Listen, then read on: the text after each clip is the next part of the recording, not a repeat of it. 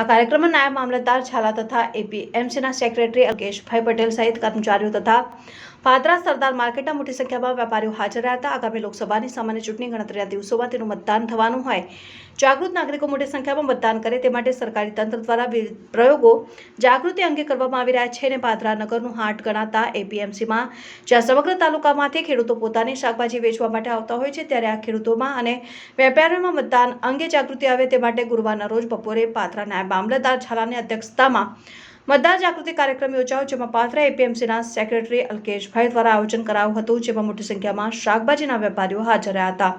તેમાં 100% મતદાન કરવું એ સૌની ફરજ છે, સૌનો અધિકાર છે અને આધારે માર્ગદર્શન આપવામાં આવ્યું, જેમાં એક એગ્રીમેન્ટ કરવામાં આવ્યું હતું। ત્યારબાદ મતદારો, જાગૃત નાગરિકો તથા ઉપસ્થિત અધિકારીઓએ અને વેપારીઓએ સંકલ્પ પ્રતિજ્ઞા લીધી છે અને અમે લોકશાહીના હિતમાં 100% મતદાન કરીશું અને કરાવીશું। ત્યારબાદ સૌ વેપારીઓએ હાથમાં પ્લેકાર્ડ લઈ અને એપીએમસીમાં નીકળ્યા હતા અને સૂત્રોચ્ચાર કર્યા હતા, 100% મતદાન કરો।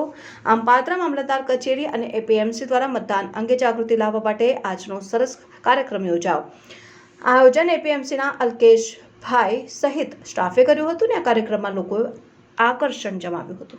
યોજનાર છે ત્યારે સૌથી વધારે મતદાન તાલુકામાં થાય એ માટે આજે જનજાગૃતિ અભિયાન હેઠળ ખેતીવાડી ઉત્પન્ન બજાર સમિતિ અને પાદરા વહીવટી તંત્ર દ્વારા એક કાર્યક્રમ રાખવામાં આવ્યો હતો, જેમાં માર્કેટયાર્ડમાં ખરીદ વેચાણ માટે આવતા ખેડૂતો, વેપારીઓ, દલાલો અને ગ્રાહકો સૌને અપીલ કરવામાં આવી છે કે 7મી મેના રોજ આપણે સૌ મતદાનને પવિત્ર ફરજ સમજીને મતદાન કરીએ અને જેટલું બને એટલું મેક્સિમમ વધારે પ્રયત્ન કરીએ। આપણે તો કરીએ, સાથે સાથે આપણા કુટુંબીઓને, પરિવારજનોને બધાને પણ કરાવીએ અને વધારે મતદાન થાય એવી વહીવટીતંત્ર અને બજાર સમિતિ પાદરા દ્વારા અપીલ કરવામાં આવી છે।